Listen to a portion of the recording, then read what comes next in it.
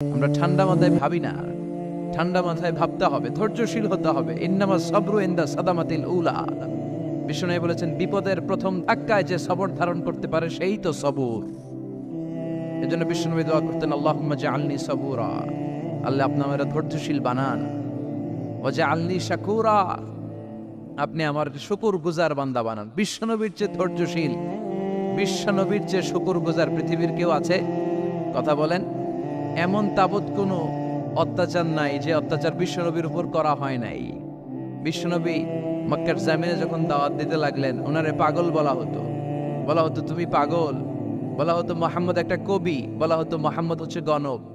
বিশ্বনবী যখন রুকু দিতেন, সিজদায় চলে যেতেন, উটের পচা নারী ভুড়ি এনে বিশ্বনবীর কাঁধে ফেলে রাখা হতো। বিশ্বনবীর গলার মধ্যে রশি ধরে টান দেয়া হতো। কয়েকবার বিশ্বনবীর এই ঘাড়ের এই চামড়া ছিঁড়ে গিয়েছে, একবার চাদর টান দেওয়ার কারণে, আরেকবার রশি টান দেওয়ার কারণে। বিশ্বনবী কিছুই বলেন নাই, ক্ষমা করে দিয়েছেন।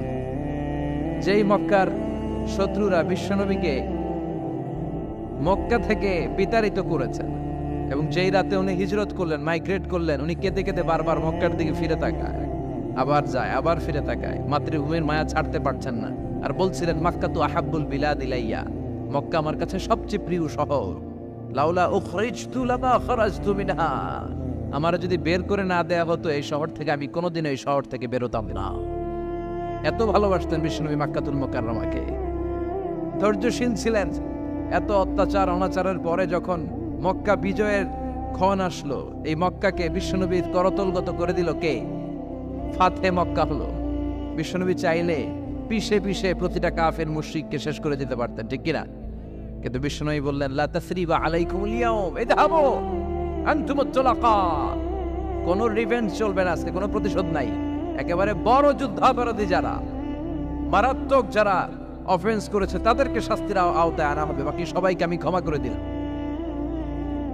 In the long history of the world, there is no instance of magnanimity and forgiveness which was showed by our beloved Prophet Muhammad when all of his enemies laid under his feet and he forgave them one and all. পৃথিবীর ইতিহাসে এরকম নজির কোথাও পাওয়া যায় না, যাকে এত অত্যাচার করে বিতাড়িত করা হয়েছে, নির্বাসন দেয়া হয়েছে, হিজরতে বাধ্য করা হয়েছে। তিনি যখন ওই শহরকে আবার বিজয় করলেন, কাউকে আঘাত করলেন না, আগুন জ্বালিয়ে শহরটাকে জ্বালিয়ে দিলেন না, ওদের বংশকে নির্বংশ করলেন না, বরং মুচকি হেসে উনি বললেন, যাও ক্ষমা করে দিলাম। কি ধৈর্যশীল ছিলেন। আবার দোয়াও করতেন, আল্লাহুম্মা জাআলনি সাবুরা, আল্লাহ আপনি আমার ধৈর্য বাড়ায় দেন। ওয়া জাআলনি শাকুরা, আপনি আমার শুকরগুজার বানান। ওয়া জাআলনি ফি আইনি সাগীরা, আল্লাহ আমার চোখে আপনি আমারে ছোট বানান। ওয়া ফি আয়ুনিন নাসি কাবীরা, আল্লাহ মানুষের চোখে আপনি আমারে বড় বানান। কি মানুষ ছিল, নিজের চোখে নিজে ছোট থাকতে চাইতেন। আমরা নিজের চোখে নিজের বড় মনে করি, এরকম ডাকাইত আছে না নাই? নিজেরাই নিজে মনে করে কত বড় সাহেব, লাট সাহেব। মান তাওয়াদা তারাফা, এটা হচ্ছে সুন্নাতুল্লাহি ফিল আরদ। মান তাওয়াদা তারাফা, যে নিচে নেমে থাকতে চায় আল্লাহ ওরা টেনে উপরে উঠা, আর যে খালি উঠতে চায়, হিংসা করে অহংকার করে উপরে ঠেলতে চায়, ওরা নিচে নামায় দেয় কে? সাইয়েদনা আদমকে আল্লাহ বললেন, আদম সাল্লিমা আলা উলাইকা নাফার লাম্মা খালাকাল্লাহু আদম ওয়া কানা তুলহু 60 যিরাআন। নিচে নেমে গেলে যে উপরে ওঠে, আর উপরে উঠতে চাইলে যে নিচে নামে। উদাহরণ দেখেন, আদম আলাইহিস সালামকে তৈরির পর আল্লাহ বললেন, আদম সাল্লিমা আলা উলাইকা নাফার, এই ফেরেশতাদের সালাম দাও। কি দাও? দাও, সালাম দাও। কোনো প্রশ্ন নাই, আল্লাহ সালাম দিব কেন? ফেরেশতারা আমারে দিব না কেন? আমি আগে দিব কেন? কথা আছে কোনো? যেই সালাম দিলেন, সালাম দেওয়ার সাথে সাথে ওনার মর্যাদা বাড়িয়ে দিল কে? এত মর্যাদা বাড়ালেন যে নূরের ফেরেশতারা মাটির আদমকে সেজদা দিতে বাধ্য হয়েছে। চিৎকার করে বলেন, ঠিক কিনা? তুমি মাটির আদমকে প্রথম সৃষ্টি করিয়া ঘোষণা করিয়া দিলে শ্রেষ্ঠ বলিয়া, তাই তো নূরের ফেরেশতা করে আদমকে সেজদা, সবার চেয়ে সম্মান দিলে মাটির আদমকে।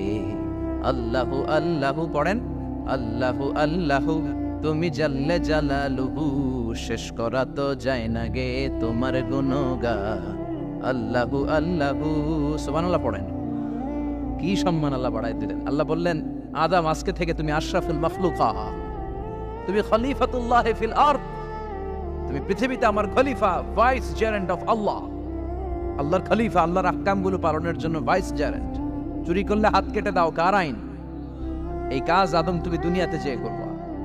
জিনা করলে ডেথ পেনাল্টি, হেড অফ, শিরোচ্ছেদ করে দাও, কার আইন? খলিফা হিসেবে মানুষ এসে করবে। মানুষকে আল্লাহ আশরাফুল মাখলুকাত বানিয়ে দিলেন, নিচু হয়েছে বড় বানিয়ে দিলেন। আর শয়তানের অবস্থা কি? শয়তানকে আল্লাহ বললেন সেজদা দে আদমকে। শয়তান যুক্তি দাঁড় করিয়েছে, খালাকতাহু মিন তিন, খালাকতানি মিন নার ওয়া খালাকতাহু মিন তিন। আল্লাহ, আপনি আমারে বানাইছেন আগুন দিয়া, কি দিয়া? আগুনের ধর্ম উপরের দিকে ওঠে আর মাটির ধর্ম সে নিচে পড়ে থাকে, আমি কেন সেজদা দেব? শয়তানকে চিরকালের জন্য ইবলিস মালউন, অভিশপ্ত আর জাহান্নামী হিসেবে ঘোষণা দিয়ে দিল কে? এজন্য আপনি ছোট থাকতে চাইবেন, আপনারা বড় বানাবে কে? আর আপনি নিজে যদি বলেন আমি বড়, থাপ্পড় মেরে আপনারা নিচে নামাই দিবে কে? এজন্য বিশ্বনবী দোয়ায় বলতেন, আল্লাহুম্মা জাআলনি সাবুরা ওয়াজআলনি শাকুরা ওয়াজআলনি ফি আইনি সাগীরা ওয়া ফি আয়ুনিন নাসি কাবীরা। ও আল্লাহ, আপনি আমারে ধৈর্যশীল বানান, আপনি আমারে শুকরগুজার বান্দা বানান, আমার চোখে আমারে আপনি ছোট বানান, মানুষের চোখে আপনি আমারে বড় বানান। সুবহানাল্লাহ পড়েন। এজন্য সবসময় শুকরগুজার থাকার চেষ্টা করতে হবে। রাজি আছেন তো? যে কোনো মুহূর্তে, যে কোনো পরিস্থিতিতে আমরা শুকরিয়া করব কার? চিল্লায় বলেন কার? আমরা যেন বেশি বেশি আল্লাহ তাআলার শুকরিয়া আদায় করতে পারি। আল্লাহ তুমি তৌফিক দাও। সবাই পড়ি আমিন। উত্তর চান্দোলা হিলফুল ফুজুল ইসলামী সংগঠনের উদ্যোগে আজকের এই তাফসীরুল কোরআনের প্রোগ্রাম। হিলফুল ফুজুল নামটা আমার বড্ড প্রিয়। বিশ্বনবী যখন 15 কিংবা 20 বয়স, কোনো বর্ণনায় এসেছে 15, কোনো বর্ণনায় 20, তখন তিনি একটা ছাত্র সংগঠন করেছিলেন, ইয়াং স্টারদের একটা অর্গানাইজেশন করেছিলেন। ওটার নাম তিনি দিয়েছিলেন হালাফুল ফুদুল। হালাফুল ফুদুল, ওইটারই আমরা বাংলায় কি বলি? হিলফুল ফুজুল। হালাফ মানে শপথ, oath, we take an oath in the name of Allah. আল্লাহর নামে শপথ নেয়ারে বলে হালাফ। আর ফাদিলা, ফাদলুন, এগুলোর প্লুরাল হচ্ছে ফুদুল। ফুদুল মানে ভালো কাজ। ভালো ভালো কাজের উপর বিশ্বনবী যুবকদেরকে একত্রিত করলেন যে মক্কা শহরে কোনো টেন্ডারবাজি চলবে না, কোনো চাঁদাবাজি চলবে না, দুর্বলের উপর সবলের অত্যাচার চলবে না, জালিমের জুলুম চলবে না, হত্যা চলবে না, ধর্ষণ চলবে না, রাহাজানি চলবে না। মক্কা শহরটারে শান্তির শহর বানাতে হবে। যুবকরা এই দায়িত্ব কাঁধে নিয়েছে। কারা? মুরব্বীরা না, যুবকরা। যুবকদের আছে প্রাণ ঢালা উচ্ছ্বাস, অনেক শক্তি। এজন্য যুবকদেরকে ভালো কাজে আসতে হবে। যুবকরা চাইলে এ দেশের চেহারা পাল্টে দিতে পারে। এদেশে যুবক ভোটার আছে কয়জন জানেন? নতুন করে যুবক ভোটার হয়েছে 2 কোটি। কয় কোটি? 2 কোটি না? Can you imagine that? কল্পনা করতে পারেন? They can change Bangladesh. They can change the face of Bangladesh. তারা 56,000 বর্গ মাইলের এই বাংলাদেশের চেহারা পাল্টে দিতে পারে। তাদের অনেক শক্তি। এই জন্য যুবকদের এই শক্তি কাজে লাগাতে হবে। ফেন্সিডিল, গাঁজা, ইয়াবা, হিন্দি সিনেমা, এগুলোর পিছনে দৌড়ানো যাবে, পর্নোগ্রাফির পিছনে ছোটা যাবে। যুবক বয়সে ভয় করতে হবে কারে? চিল্লায় বলেন কাকে? আল্লাহ আমার যুবক ভাইদেরকে তুমি তৌফিক দাও। বিশ্বনবী এই হালাফুল ফুদুল তিনি গঠন করলেন মক্কাতুল মুকাররমাতে। পুরো মক্কা শহরটা শান্তির শহর হয়ে গেল। সুবহানাল্লাহ। আল্লাহ উত্তর চান্দোলা হিলফুল ফুজুল ইসলামী সংগঠনকে তুমি কবুল করো। আজকের প্রোগ্রামের সভাপতিত্ব করছেন আল্লামা অধ্যক্ষ গোলাম সরোয়ার সাইদি পীর সাহেব, আড়াইবাড়ি দরবার। আমার প্রিয় নানা ভাই আলোচনা করেছেন, বয়ান করেছেন। আল্লাহ নানা ভাইকে কবুল করো। নানা ভাইটা একটু ইয়াং হয়ে গেছে না? অনেক জায়গায় লোকজন খুব বিভ্রান্তিতে পড়ে যায়। ঘটনা কি? আপনি নানা হইলেন কবে, নাতনি হইল কবে, আবার জামাই পেলেন কবে? আমারও বলা যে তুমি যে আমার নানা ভাই বানাইছো, আমি তো এর উত্তর দিতে দিতে কাম সারা। তো আল্লাহ আমার নানা ভাইকে তুমি কবুল করো। তিনি হকের কথা, কোরআনের কথা বলেন। পীর সাহেবদের মুখে এরকম হুঙ্কার দেখা যায় না। কথা কন। এরা থাকে খানকায়, এদের পেট থাকে বড়। সবার কথা বলছি না, বেশিরভাগ। কথা বলেন। এই ভণ্ডামি এই দেশে আছে না নাই? দোদেল বান্দা কালমা চোরে, না পায় শ্মশান না পায় গোরে, দিন থাকিতে আয়রে পথে ছাইড়া দে ভণ্ডামি, ভণ্ডামি ভণ্ডামি ভণ্ডামি, ছাইড়া দে ভণ্ডামি। আছে না নাই? নামাজ কালাম পড়ে না, ইবলিশ শয়তানের নানা। আছে না? নামাজ নাই, রোজা নাই, নাচানাচি, নাচ গান, গোসল করে না, সারা বছরে করে একবার, ওই গোসলের পানি মুরিদরা খেয়ে ফেলায়। আছে না নাই? নামাজ রোজা করে না, ইবলিশ শয়তানের নানা, ধর্মের একখান খুঁটি ধইরা কয়দিন করবা হয়রানি। ভণ্ডামি ভণ্ডামি ভণ্ডামি, ছাইড়া দে ভণ্ডামি, ঠিক কি না?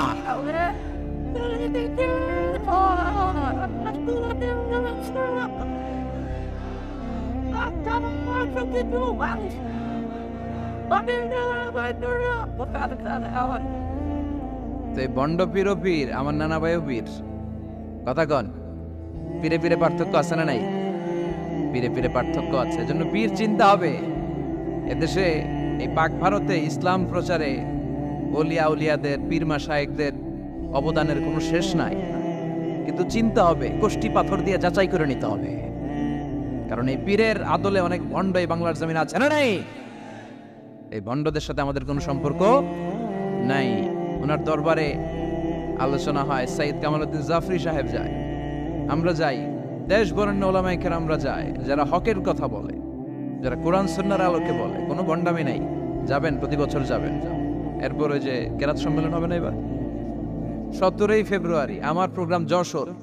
আমাকে অনেক বলেছিল থাকতে পারলে আমিও কোরআন নিয়ে কিছু কথা বলে আসতে পারতাম, শুনে আসতে পারতাম কারীদের তেলাওয়াত। যাবেন আপনারা, দাওয়াত করে দিলাম। আল্লাহ আজকের সভাপতিকে তুমি কবুল করো।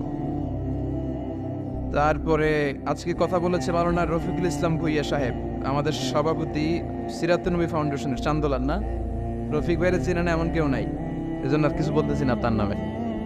আল্লাহ রফিক ভাইয়ের তুমি কবুল করো। গোলাম কবির চৌধুরী আল আজহারি আসতে পারে নাই, আমার বন্ধু মানুষ, একসাথে পড়াশোনা করেছি। এরপর আমার এক মিতা মিজানুর রহমান আতিকি আমার আগে আলোচনা করেছে, আল্লাহ তাকেও তুমি কবুল করো। সালাত নিয়ে কথা বলতেছিলেন। সালাত আউয়ালু মা ইউহাসাবু বিহিল আবদু ইয়াউমাল কিয়ামাতি আস-সালাহ, কিয়ামতের দিন সর্বপ্রথম হিসেব নেওয়া হবে নামাজের, সালাতের। সালাত চিনেন তো? কুরবানির গোশত খাওয়ার মাঝখানে যেটা খায় ওইটা,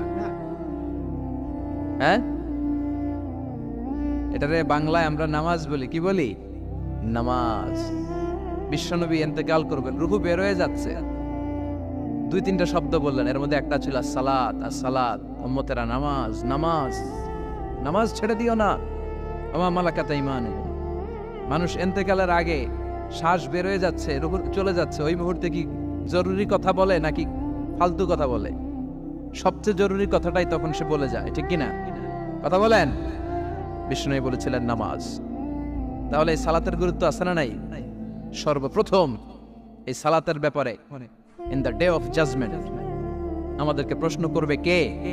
সালাতে কায়েম করো, সালাতে কায়েম করো, হবে সম্মানী তুমি, হবে জান্নাতি তুমি, হবে সম্মানী তুমি, হবে জান্নাতি তুমি।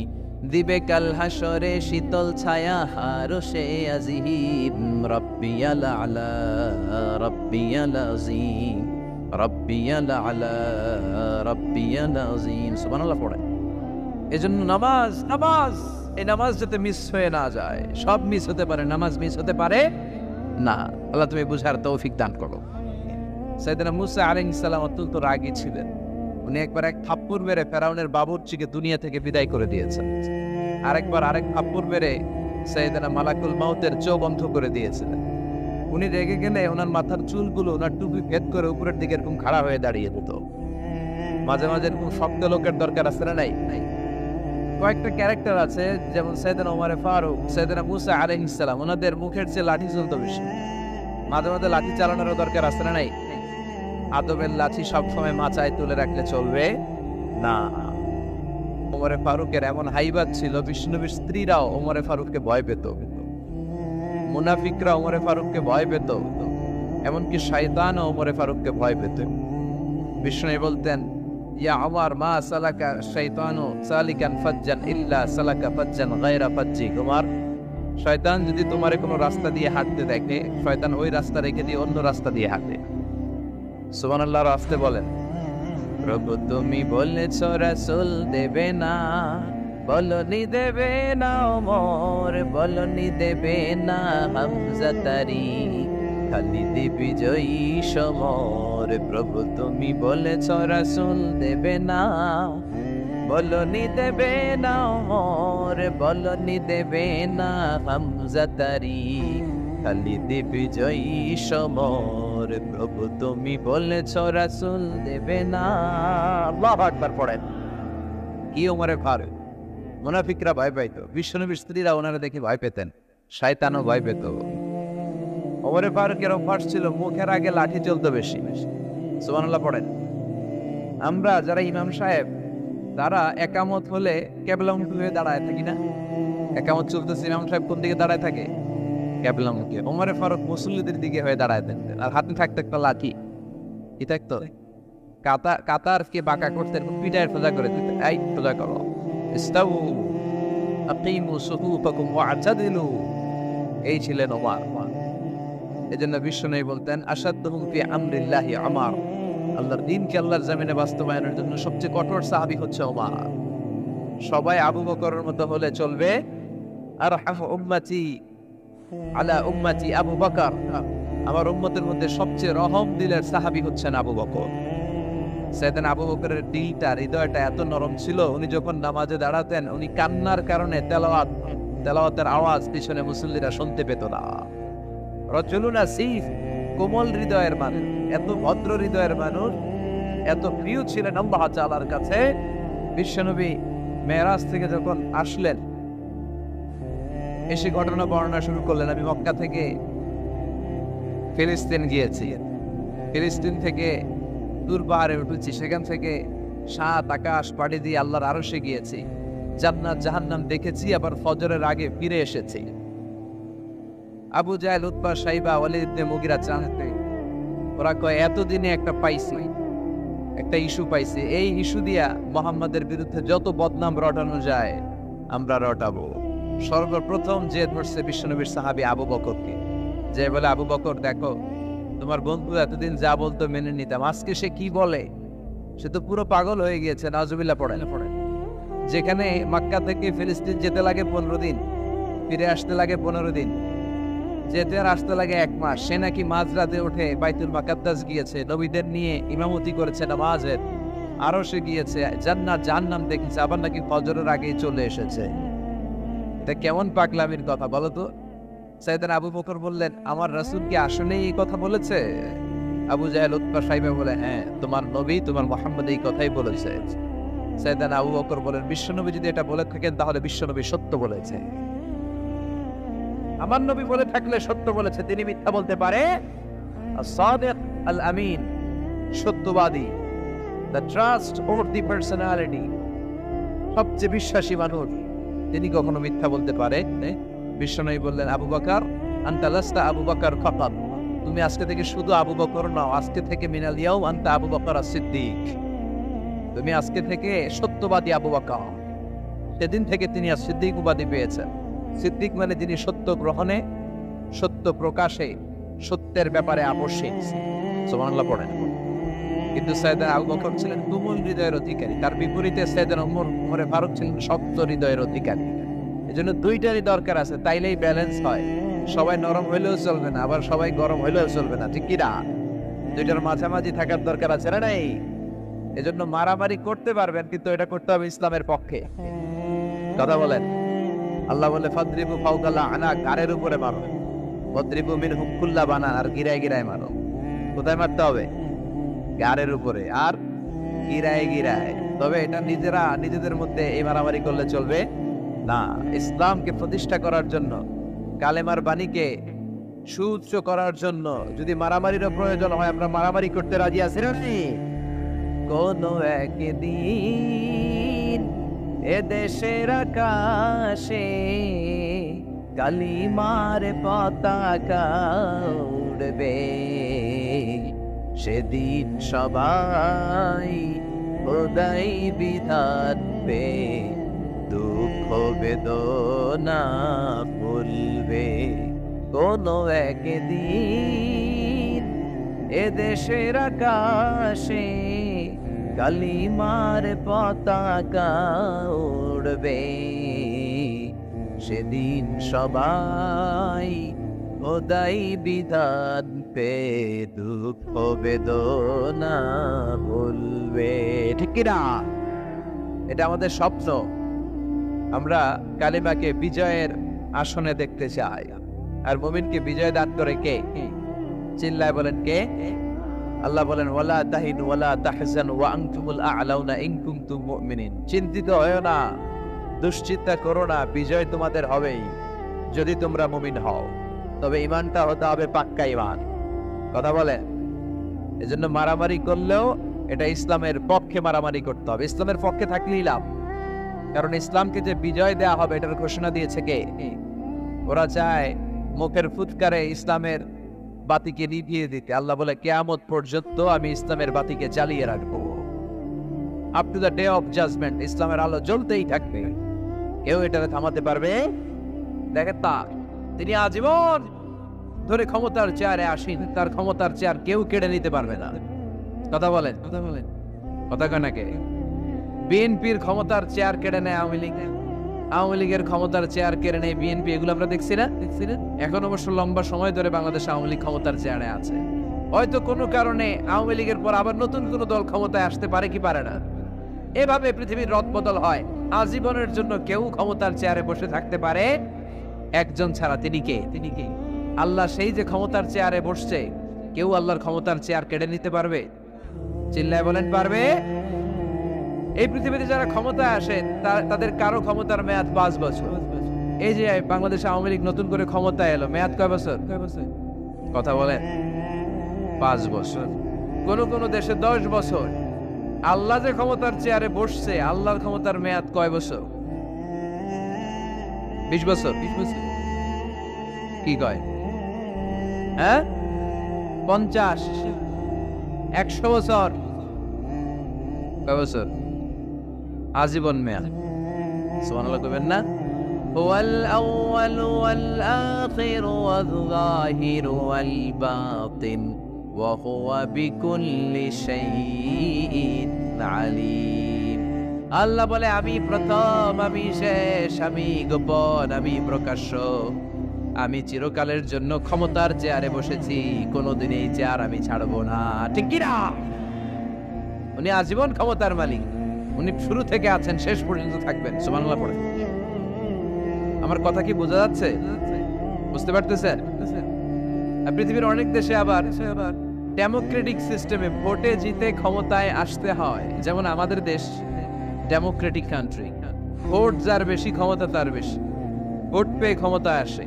তো আল্লাহ তো ভোটে জিতে মনে হয় ক্ষমতায় আসছিল না, ভোট ছাড়া আসছে, কারচুপি করে আসছে আল্লাহ। হ্যাঁ, অনেক দেশে রাজতন্ত্র, মোনার্কি সিস্টেম, রাজার পোলা রাজা। আল্লাহর বাবা ছিল রাজা, এজন্য আল্লাহ রাজা। কথা বলেন? আল্লাহ বলেন আপনি ভোটে জিতে আমার ক্ষমতার চেয়ারে বসা লাগে নাই।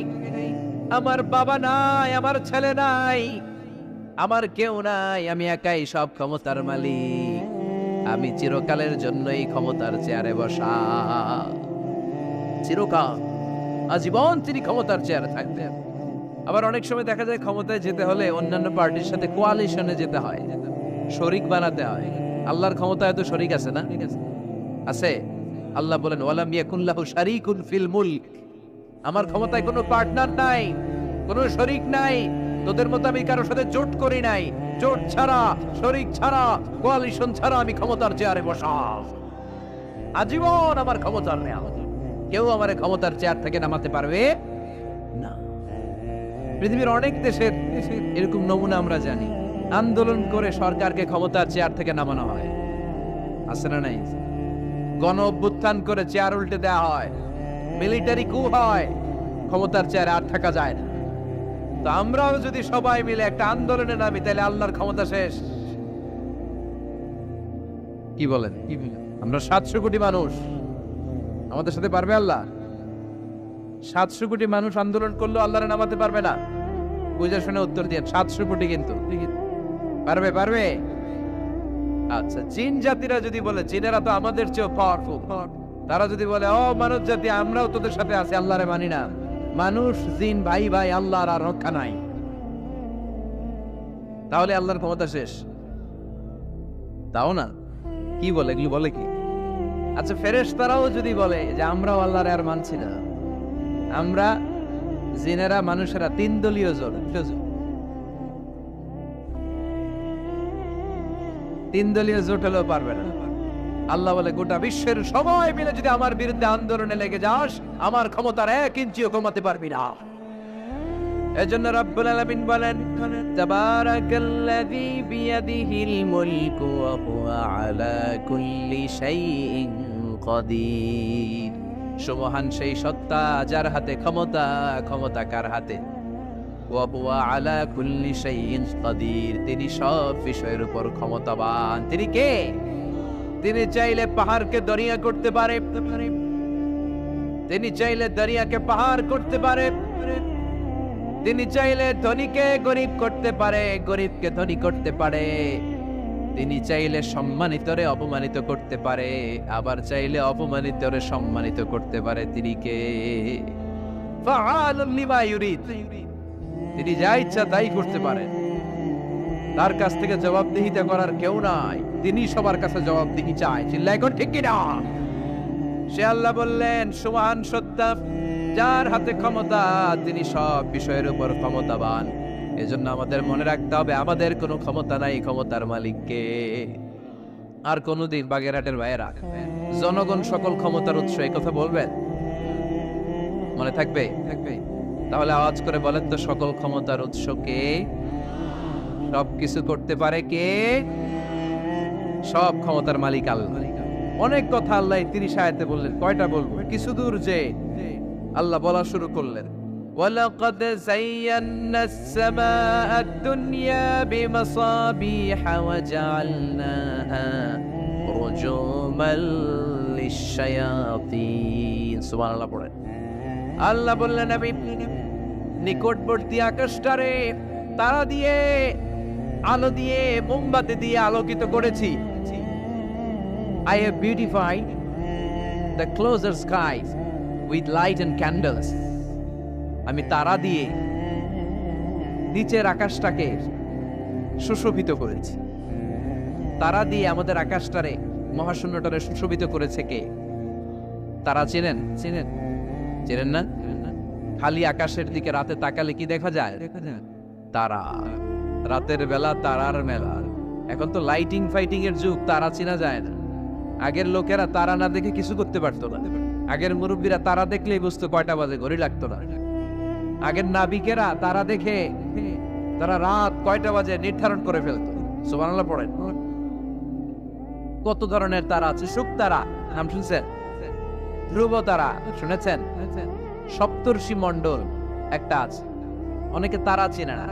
কোটি কোটি কোটি কোটি 7টা তারা একসাথে দেখবেন, এটার বলে সপ্তর্ষি মণ্ডল। আল্লাহ বলে, এই তারা দিয়ে আমি আকাশটারে সুশোভিত করেছি। এই তারাগুলো কিন্তু প্রথম আকাশে না, এই তারাগুলো প্রথম আকাশের মহাশূন্যে অবস্থিত। আমরা খালি চোখে যা দেখি এটা আকাশ নয়, এটা মহাশূন্য। এটা কি? বাগেরহাটের ভাইরা উত্তর করেন, এটা কি? এই মহাশূন্যের অনেক অনেক অনেক অনেক অনেক উপরে আকাশ। ওই আকাশ যে কত উপরে, এটা নাসার বিজ্ঞানীরাও জানে না। শুরুতে আমরা দেখতে পাই প্রথম আকাশের মহাশূন্য, এর অনেক উপরে প্রথম আকাশ। তারপরে শুরু হয় দ্বিতীয় আকাশের মহাশূন্য, তার অনেক উপরে দ্বিতীয় আকাশ। তারপরে তৃতীয় আকাশের মহাশূন্য, তারপরে তৃতীয় আকাশ। এভাবে একটার চেয়ে আরেকটা বড়, একটার চেয়ে আরেকটা বড়। দ্বিতীয় আকাশের তুলনায় প্রথম আকাশটা কত ছোট শুনতে চান? আপনার হাতের আংটিটা যদি আপনি সাহারা মরুভূমিতে ছুঁড়ে ফেলে দেন, পৃথিবীর সবচেয়ে বড় মরুভূমির নাম কি জানেন? সাহারা মরুভূমি। সাহারা মরুভূমিতে আপনার হাতের আংটি ছুঁড়ে ফেলে দিলে পুরো মরুভূমির তুলনায় আপনার হাতের আংটি যত ছোট, আল্লাহর দ্বিতীয় আকাশের তুলনায় আল্লাহর প্রথম আকাশটা ঠিক তত ছোট। একটার চেয়ে একটা বড়। তারপর আমরা নিজের বড় বড় করে দাবি করি। এই যে আজকের প্যান্ডেলে এত মানুষের সমারোহ হয়েছে, তাকালে মনে হয় না যে কত বিশাল জায়গা? কথা বলেন, বিশাল মনে হয় না? বিল জঙ্গল, এইটারে যদি এত বড় মনে হয়, তাহলে বিল জঙ্গলটা কত বড়? হ্যাঁ, আরো। এইটার চেয়ে নিশ্চয়ই বাগেরহাট বড়। কথা কয় না? বাগেরহাটের চেয়ে নিশ্চয়ই পুরো বাংলাদেশটা বড়। বাগেরহাট বলে 64 জেলার এক জেলা, 64টা জেলা মিলে সুজলা সুফলা আমাদের এই বাংলাদেশ। বাংলাদেশ হচ্ছে পৃথিবীর সবচাইতে বড় দেশ। হ্যাঁ, এরা দেখি আমার সব কথার সাথে খালি দ্বিমত করে। বাংলাদেশ সবচেয়ে বড় দেশ না? কত ছোট জানেন? মানচিত্রে বাংলাদেশ লেখার জায়গাটাও আমরা পাই না। বাংলাদেশ এটা লিখতে গেলে BAN পরে ইন্ডিয়ার উপরে, GLA পরে বাংলাদেশের উপরে, আবার DESH পরে আবার ইন্ডিয়ার উপরে। আমাদের বাংলাদেশটা এত ছোট, বাংলাদেশ লেখার জায়গাটাও মানচিত্রে আমাদের জন্য না। এত ছোট দেশ, এত ছোট। ইন্ডিয়া প্রায় 20-25 গুণ বড় আমাদের চেয়ে। আমেরিকা, কানাডা শতগুণ বড়। রাশিয়া একটা দেশ আছে কয়েকশো গুণ বড়। এরকম 200টা বিশাল দেশ মিলে পৃথিবী, 200টা দেশ মিলে পৃথিবীর 30 ভাগ, বাকি 70 ভাগ শুধু পানি। বাকি 70 ভাগ কি? স্থল আর জল মিলে আমাদের পৃথিবী। তাহলে আজকের এই প্যান্ডেলের জায়গার তুলনায় পুরো পৃথিবীটা কত বড়? সুবহানাল্লাহ কইতে পারলেন না? তাহলে এই পৃথিবীটা আমাদের কাছে এখন পর্যন্ত যেটা আমরা আলোচনা করলাম বোঝা গেল অনেক বড়, এত বড় পৃথিবী। কিন্তু আমরা শুনতে পাই যে সূর্যটা আমরা দেখতে পাই দিনের বেলা, ওই সূর্যটা নাকি এই বিশাল পৃথিবীর চেয়ে 13 লক্ষ গুণ বড়। চিন্তা করতে পারেন? খালি তো মাথা নাড়াইতেছেন। আসলে কি আমরা চিন্তা করতে পারি? 13 লক্ষটা পৃথিবী সূর্যের মধ্যে রেখে দেওয়ার জায়গা করে দিয়েছে কে?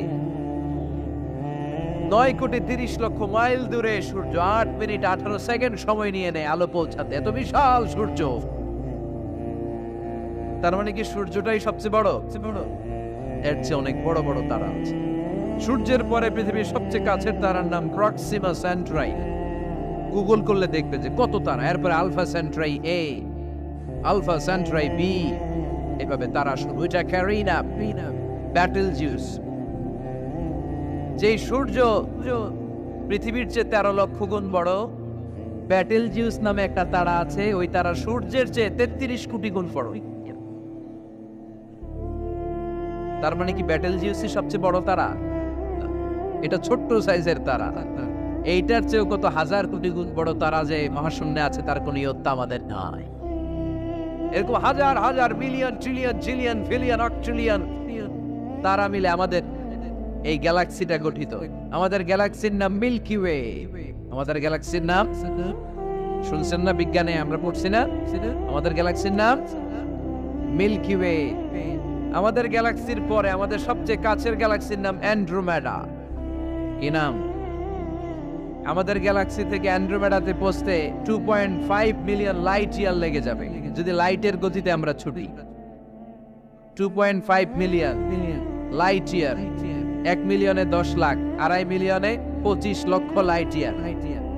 এই পৃথিবীতে সবচেয়ে দ্রুতগামী যে জিনিসটার আবিষ্কার হয়েছে সেটার নাম আলো। সেটার নাম সবাই বলেন। আলো সবচেয়ে দ্রুত ছোটে। কত দ্রুত জানেন? 1 সেকেন্ডে 1,86,000 মাইল বেগে ছোটে। 1 ঘন্টায় না, 1 মিনিটে না, 1 সেকেন্ডে ছোটে কত দূর? আরে 1 সেকেন্ড কইতে তো 2 সেকেন্ড লাগে। 1 সেকেন্ড এটা বলতে বলতে 2 সেকেন্ড লেগে যায়, কিন্তু 1 সেকেন্ডে নাকি সে 1,86,000 মাইল দূর চলে গেছে। এই আলোর গতি সম্পন্ন একটা রকেট যদি কেউ বানাতে পারে, যে রকেটটাও আলোর মতো সেকেন্ডে 1,86,000 মাইল বেগে ছুটবে, এরকম রকেট যদি বানানো যায়, তাহলে এই রকেট দিয়ে আমাদের গ্যালাক্সি থেকে আমাদের প্রতিবেশী গ্যালাক্সি অ্যান্ড্রোমেডাতে পৌঁছতে 25 লক্ষ বছর লেগে যাবে। সুবহানাল্লাহ বাড়িতে যায় বলবেন সবাই, চিৎকার করে পড়েন আল্লাহু আকবার। সে আল্লাহ বললেন, লাকাদ যায়্যানাস সামাআদ দুনিয়া বিমাসাবিহা ওয়া জাআলনাহা রুজুমান লিশ-শায়াতিন। আমি তোমাদের জন্য দুনিয়ার আকাশটারে সুন্দর সুন্দর তারা দিয়ে সুশোভিত করেছি। এরকম বিশাল বিশাল তারা, দেখতে তো মনে হয় ছোট্ট একটা ডটের মতো না, একটা ফোঁটার মতো মনে হয় না তারাগুলা? এত বিশাল বিশাল তারা মহাশূন্যে রেখেছে কে? চিল্লায় বলেন কে? এরপরে এই সূরার মাঝে মাঝে এসে আল্লাহ বললেন, হুয়াল্লাযী جعل لكم الأرض ذلولا فامشوا في مناكبها وكلوا من رزقه وإليه النشور আল্লাহ বলে আমারে তোরা চিনিস না, চিনে নে, আমি হলাম এমন সত্তা, আমি তোমাদের জন্য জমিনটারে সমতল বানিয়ে দিয়েছি, তাই যেখানে মন চায় তোমরা সুন্দর করে হেঁটে হেঁটে যেতে পারো। তার মানে এই নয় যেখানে খুশি সেখানে যাবা, শেষকালে আমার দিকে ফিরে আসতে হবে, ঠিক কি না? মিনহা خلقناكم وفيها نعيدكم ومنها نخرجكم تارة أخرى মাটি থেকে বানালাম, মাটির কবরে পাঠালাম, আবার মাটির কবর থেকে আমাদেরকে উঠায়া দিবে কে? আল্লাহ বললেন যালুলান, আমি জমিনকে বানিয়েছি সমতল। আরেক আয়াতে বললেন ওয়াল্লাতী জাআলা লাকুমুল আরদা ফিরাশা, আমি জমিনকে বানিয়েছি বিছানা। সমান সমান না হলে আজকের প্যান্ডেলে এত সুন্দর করে আপনারা বসতে পারতেন? কথা বলেন না। প্যান্ডেলের এদিকে উঁচা, এদিকে নিচা, এদিকে খাড়া, এদিকে তেড়া, এদিকে গর্ত, এদিকে ভাঙ্গা, এরকম হইলে আজকে প্যান্ডেলটা সমান হইতো? এই সমান করে দিছে কে? আমরা যখন বিমানে চড়ি, বিমানের জানলা দিয়ে নিচে তাকালে দেখা যায় আল্লাহ কেমন মনে হয় যে সবুজ কার্পেট বিছাই দিছে। সুবহানাল্লাহ করতে পারলেন না? আবার আল্লাহ বলে সবুজ কার্পেট দেখে মনে করো না যে তোমরা বেঁচে গেলা, এই সবুজ কার্পেটের ভেতরে আগুন আছে না নাই? আমরা যে পৃথিবীর উপরে লাঙ্গল দিয়ে হাল চাষ করি, গাছ লাগাই, হেঁটে চলি, এই মাটিটার নিচে আগুন আছে। কি আছে? বিশ্বাস হয় নাকি আজগুবি কথা লাগে? রূপ কথা মনে হয় না? এই পৃথিবীর মাঝখানে আছে আগুন, জ্বলন্ত আগুন। আল্লাহ কোরআনে কসম কেটেছেন ওয়াল বাহরিল মাসজুদ, ফুটন্ত টকবগে সাগরের পানির কসম। আমেরিকান নেভাল একাডেমির সায়েন্টিস্টরা তারা হিসাব মিলাতে পারে না, সাগরের পানি দেখি ঠান্ডা, কিন্তু আল্লাহ কয় ফুটন্ত টকবগে সাগরের পানির কসম। এই গরম আল্লাহ পাইলো কই? তারা ভাবলো নিশ্চয়ই ভিতরে গরম আছে, নাইলে গরম আসলো কোত্থেকে? দেখি তো কোরআনের কথা সত্য কিনা। তারা সব সময় কৌতূহলী, এই কৌতূহলই তাদেরকে মহাবিশ্বের সুপার পাওয়ারের আসনে আসীন করেছে। আমাদের কোনো কৌতূহল নাই, আমগো আছে ফতুয়াবাজি। কথা কন, আমি তবলিগ, বাকি সব কাফের। আমি জামাত ইসলাম, বাকি সব মুনাফিক। আমি আহলে হাদিস, বাকি সব ঈমান হারাম। কথা কন, এই গুতাগুতি আছে না নাই? ফতুয়াবাজি আছে না নাই? একজনের পিছনে আরেকজন আছে না নাই? কি কারণে যে ফতুয়াবাজি করে, গীবত করে লেগে থাকে আল্লাহই জানে। এরা কি বুঝে এগুলো করে আল্লাহই জানে। খালি ফতুয়াবাজি, খালি গীবত, কেউ কারো ভালোটা দেখতে পারে না।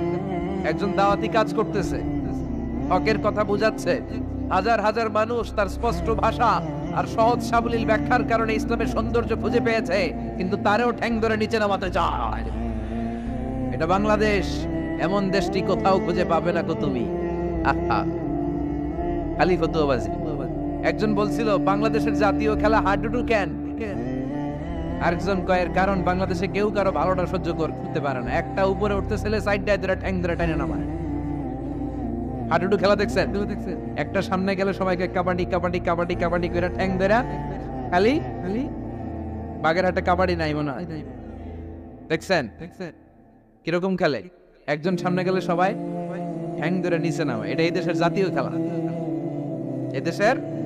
এদেশে কেউ ভালো পথে হাঁটতে চাইলে, উপরে উঠতে চাইলে, কল্যাণের পথে আগাতে চাইলে তার বিরোধী শক্তিরা ওর ঠ্যাং ধরে নিচে নামাবে। কেউ কারো ভালোটা সহ্য করতে পারে? আর ফতুয়াবাজি, তুই কাফের, তুই মুনাফিক, তুই মুশরিক, তোর দাদা কাফের, তোর শ্বশুর কাফের, তোর বেয়াই কাফের। ওই কাফের বেয়াই মারা গেলে ওরে যেখানে কবর দেয়া হবে, ওই কবরের উপরে যে ঘাস উঠবে, ওই ঘাস যে গরু খাবে, ওই গরুর যে দুধ খাবে, ও কাফের। কথা কন, খালি ফতুয়াবাজি। এই ফতুয়াবাজি থেকে আল্লাহ তুমি আমাদেরকে বাঁচাও। আমরা যেন হৃদয়টা প্রশস্ত করে একে অপরকে মুসলিম ভাই মনে করে বুকে টানতে পারে। আমরা খালি পিছাই, সর। বিশ্বনবী আসছে কাছে টানার জন্য, আমরা খালি পিছাই, খালি অন্যের দোষ খুঁজি। নিজের মধ্যে যে কত দোষ, নিজের মধ্যে দোষের শেষ নাই, ওইদিকে কোনো চিন্তা নাই। তো মক্কায় সবচেয়ে বড় কুস্তিগিরের নাম ছিল রুকানা। কি নাম? সাহাবারা বিশ্বনবীকে কখনো রুকানার কাছে যেতে দিত না। সাহাবারা ভাবতো বিশ্বনবী যদি রুকানার দরবারে যায় আর রুকানা যদি বক্সিং মেরে বসে, তাহলে বিশ্বনবীর মানিজ্যত নিয়ে টানাটানি। কিন্তু বিশ্বনবী তো শুধু সিলেক্টেড কিছু পার্সোনালিটিদের জন্য নবী হয়ে আসেননি। ওমা আরসালনাকা ইল্লা রাহমাতাল লিল আলামিন। I have sent you as a mercy for the whole world, for the entire universe.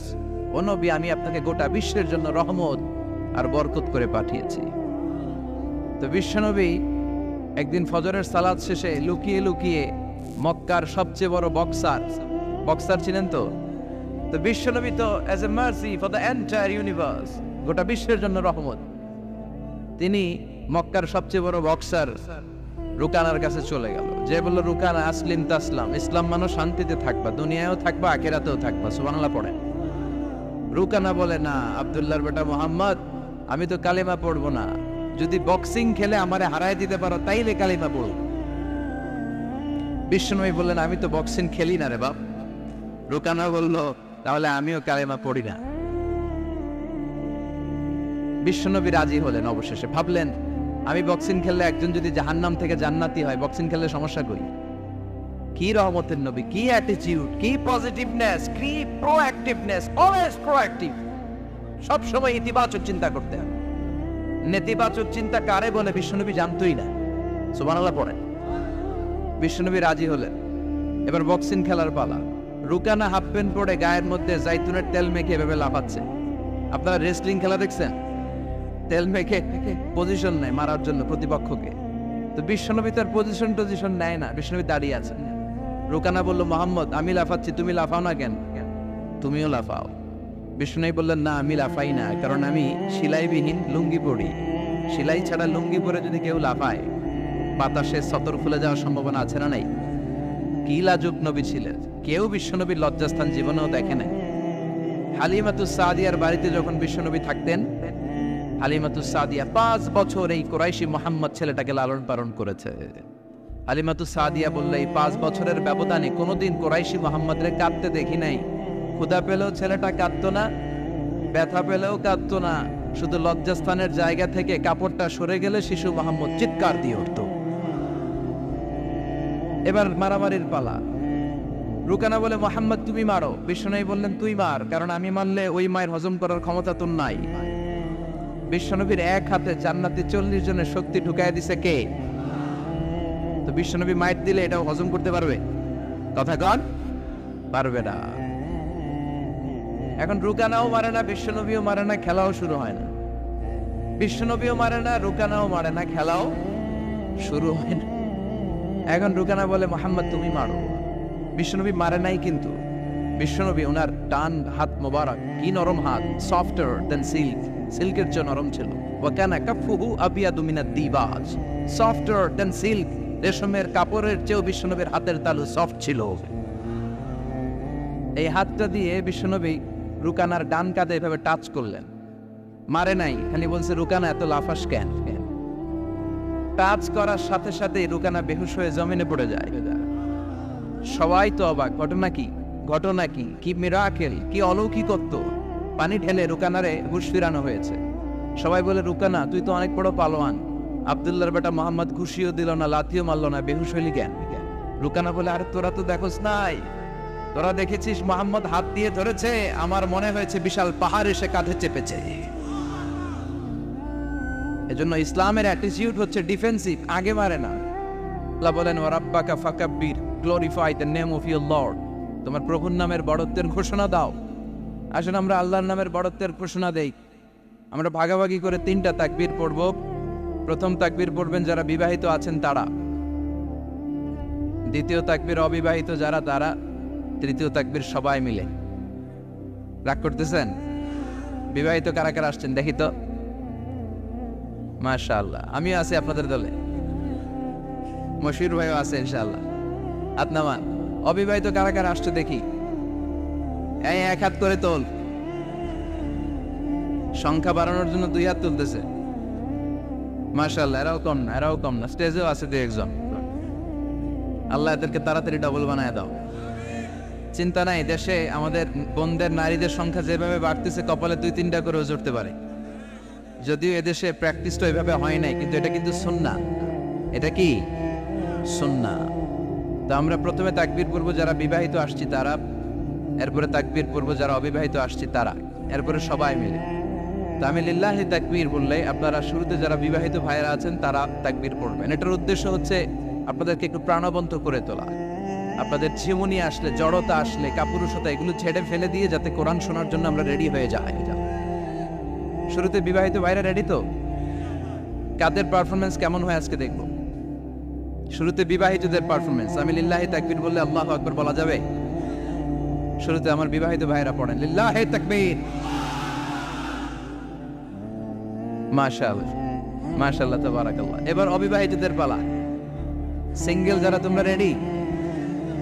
ওরা কাশি দিয়ে গলা ঠিক করে নিতেছে। অবিবাহিতরা রেডি তো? বিবাহিতদের হারায় দেওয়া যাবে? এবার তোমরা তাকবীর দাও, লিল্লাহি তাকবীর। ওরে আল্লাহ, দেখাই দিছে একেবারে। মাশাআল্লাহ তাবারাকাল্লাহ। এবার সবাই মিলে 3টা তাকবীর পড়বো, পারা যাবে মুসলমান? লিল্লাহি তাকবীর, লিল্লাহি তাকবীর, লিল্লাহি তাকবীর। আল্লাহ আমাদের তাকবীরগুলো তুমি কবুল করো। তখন তারাও বাধ্য হয়ে পড়ে আল্লাহু আকবার। তাহলে বোঝা গেল আমাদের কোনো ক্ষমতা টমতা কিচ্ছু নাই, আসল ক্ষমতার মালিক একজন। চিল্লায় বলেন তিনি কে? সে আল্লাহ বললেন তাবারাকাল্লাযী বিয়াদিহিল মুলকু ওয়া হুয়া আলা কুল্লি শাইইন কাদির। সমহান সেই সত্তা যার হাতে ক্ষমতা, ক্ষমতা কার হাতে? সব ক্ষমতার মালিক আল্লাহ। তবে আমাদেরকেও আল্লাহ কিছু ক্ষমতা দিয়েছে, এটা লিমিটেড। এটা কি? যেমন এই যে মাননীয় প্রধানমন্ত্রী ওনার দল নিয়ে, বাংলাদেশ আওয়ামী লীগ নিয়ে যে ক্ষমতায় আসেন, কয় বছরের মেয়াদে? কোন দেশে ক্ষমতায় আসে 10 বছরের মেয়াদে, আছে না নাই? আল্লাহ আসছে কয় বছরের মেয়াদে? 30 বছর, 40 বছর। আল্লাহর ক্ষমতার মেয়াদ 100 বছর। এরপরে রিনিউ করা লাগবে এটা। কথা বলেন।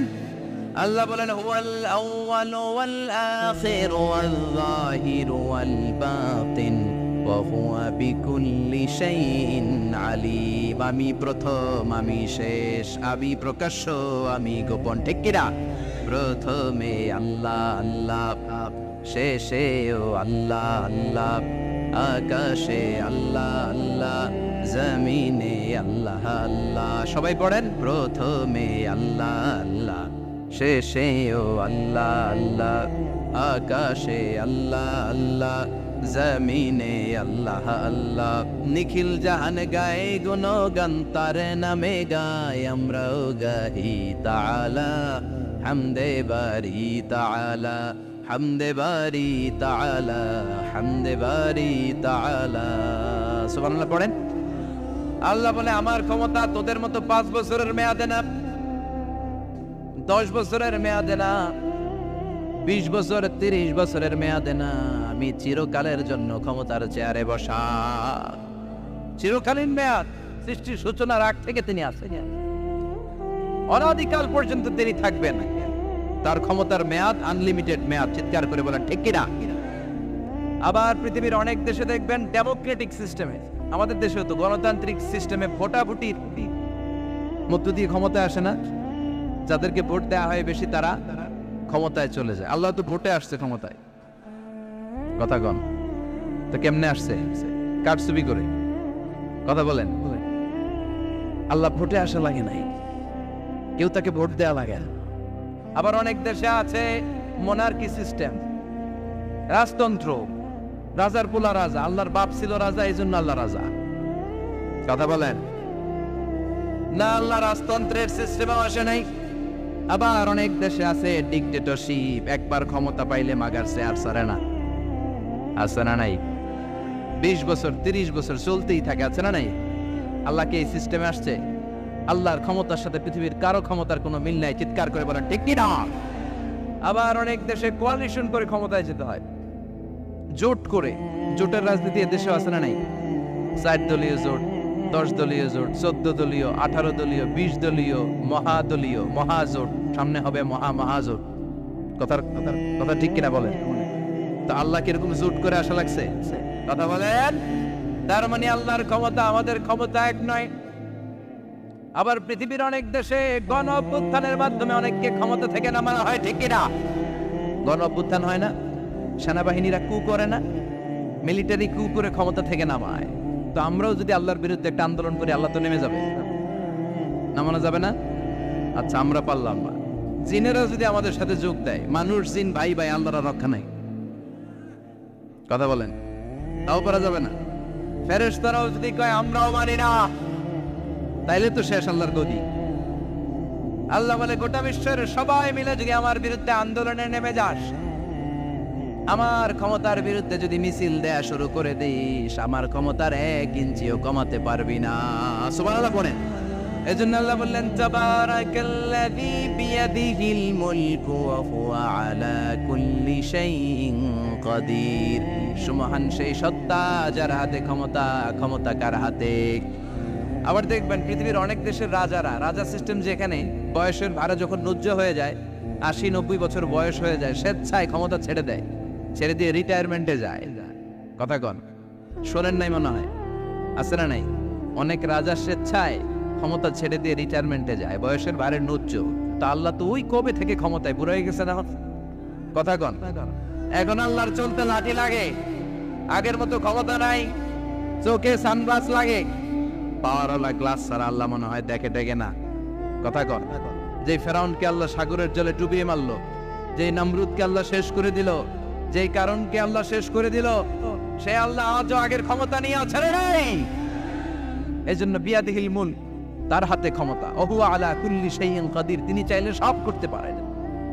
তিনি রাজারে প্রজা বানাতে পারেন, প্রজারে রাজা বানাতে পারেন, ধনীরে গরিব বানাতে পারেন, গরিবরে ধনী বানাতে পারেন।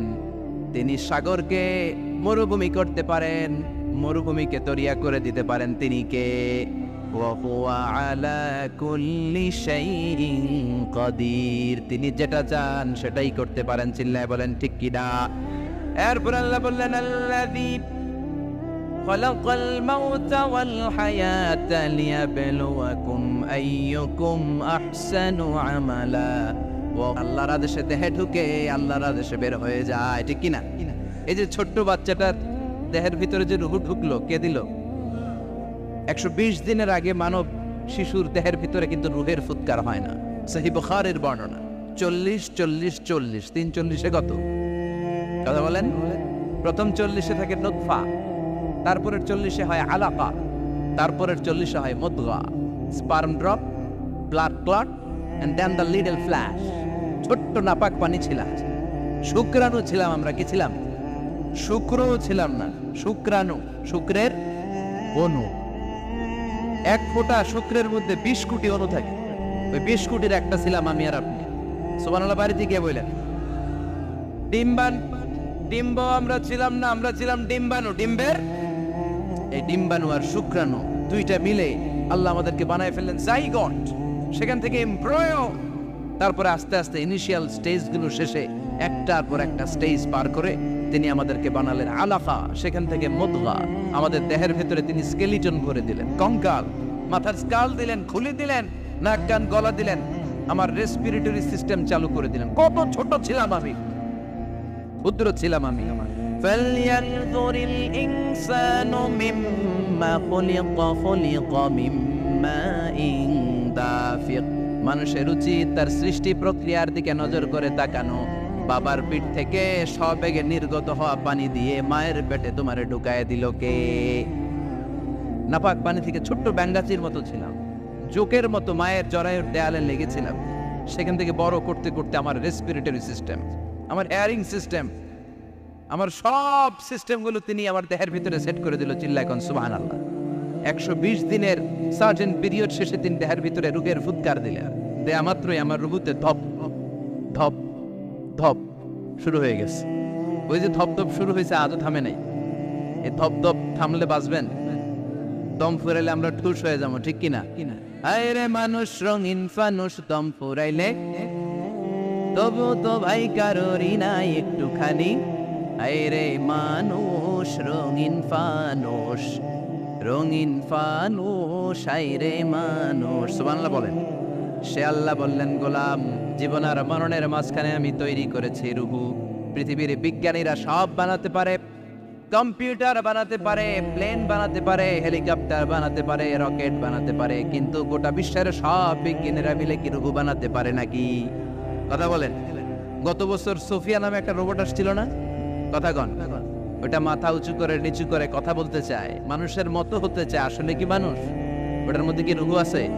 রুহু বানাইতে পারবে কেউ? এই রুহু নিয়ে যে কত গবেষণা, মুমূর্ষ রোগীদের উপর গবেষণা চালিয়েছে অনেক। বুলেট প্রুফ গ্লাসের ভিতরে মুমূর্ষ রোগীকে রেখে রেখে তারা চেক করতে চেয়েছে আমেরিকান বিজ্ঞানীরা যে রুহু কোন দিক দিয়ে বেরোয়। তারা ওজন করে দেখে মানুষ মরে গেলে কোনো লাশের ওজন বেড়ে যায়, কোনো লাশের ওজন কমে যায়। যেটাতে কমে গেছে 2 কেজি কমে যায়, তার অবাক। কিরা আগে ছিল 80 কেজি, এখন হচ্ছে 78 কেজি, তার মানে 2 কেজি না, এটাই রুহু। এটাই কি? এটা হচ্ছে গবেষণার ধাপ। অনেকগুলো মডিউল তারা আনে, অনেক মুমূর্ষ রোগীকে গ্লাস ফিটিং করা, ইন্টেন্সিভ কেয়ারে রেখে তারা অবজার্ভ করে, আর অক্সিজেন মাস্ক খুলে দিয়ে তারা দেখে যে লোকটা ছটফট করে কিভাবে মরে। মরার আগে ওজন মাপ ছিল 80 কেজি, মরে গেছে পরে আবার ওজন দিয়ে দেখে 78 কেজি। কমছে কয় কেজি? বিজ্ঞানে কয় পাইছে। সবাই কয় কি পাইছে? কয় রুহু। কই পাইলেন? কয় আগে 80 এখন 78, 2 কেজি। রুহুর ওজন কয় কেজি?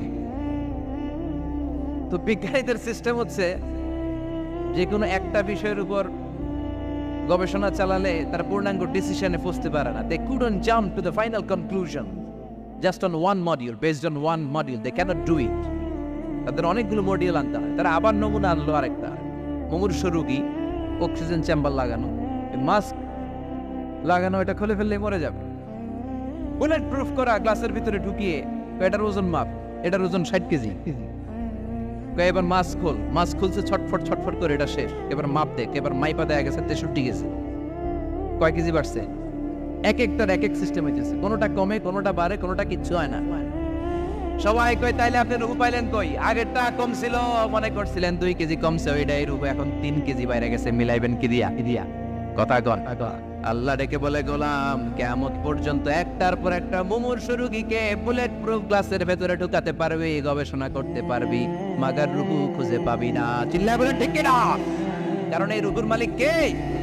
সে আল্লাহ বললেন, আল্লাযী খালাকাল মাউতা ওয়াল হায়াতা লিয়াবলুয়াকুম আইয়ুকুম আহসানু আমালা। জীবন আর মৃত্যু বানালাম তোমাদেরকে পরীক্ষা করার জন্য। পরীক্ষা আছে না নাই? গোটা দুনিয়াটাই পরীক্ষা। আল্লাহ যারে পছন্দ করে বেশি তার পরীক্ষাও। আশাদ্দুন নাসি বালাআন আল আম্বিয়া। এই পৃথিবীতে আল্লাহ সবচেয়ে বেশি বালা মুসিবত দিয়ে পরীক্ষা করেছেন নবীদের। কারণ নবীরা আল্লাহর কাছে কম প্রিয় না বেশি প্রিয়? যেহেতু প্রিয় বেশি, পরীক্ষাও। এজন্য মুমিনের উপর যদি পরীক্ষা আসে, মুমিনের উপর যদি অত্যাচার আসে, মুমিনের উপর যদি ধৈর্যের পরীক্ষা আসে, জেল জরিমানা আসে, মুমিন ওইটারে ভয় পায় না। মুমিন ভয় পায় একজনকে। চিল্লায় বলেন তিনি কে?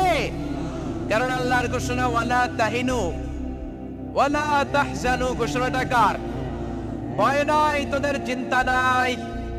আনতুমুল আ'লাউনা ইন কুনতুম মুমিনিন। তোমরাই বিজয়ী হবা যদি মুমিন হও, যদি মুমিন হও। এজন্য ধৈর্যের পরীক্ষা দিতে হবে, আল্লাহর উপর তাওয়াক্কুল করতে হবে, অত্যাচার আর জুলুম আল্লাহর নামে সহ্য করে যেতে হবে। চিল্লায় বলেন ঠিক কিনা?